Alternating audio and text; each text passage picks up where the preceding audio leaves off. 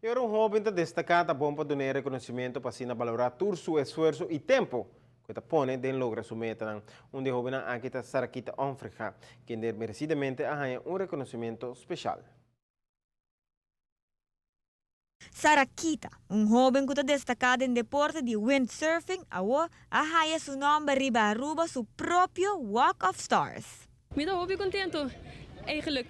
Hoop ondraad também, anto, mas me dá bisa hoop apoio assim na hoop apreciando, dona me mais motivação para me fazer meu.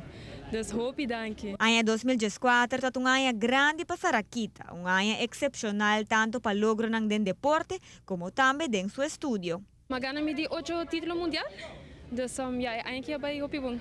Logra acaba mi bachelor diploma na april, anto ook na mita tomando ano livre, dus me logra di windsurf estudia na mesma hora, pero ook na mita focus riba windsurf atrobe um rato. Ano 2015 para Sarakita, horta uno que planan grande para seguir riba número de Aruba dilante riba nível internacional. Quedando na Aruba um rato para passar tempo com a família. E depois me vai viajar basta me quer me começar na Austrália, depois vai Hawaii e entre essa me passa bem Aruba aqui aí. Sarakita despedido dando mensagem para todo jovem que mira sua persona como exemplo.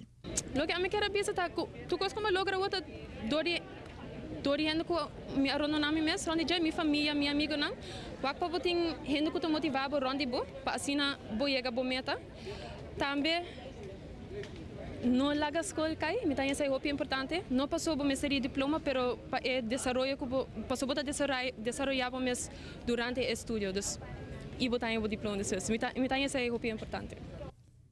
A TV deseja Sarakita éxito com seu plano para 2015.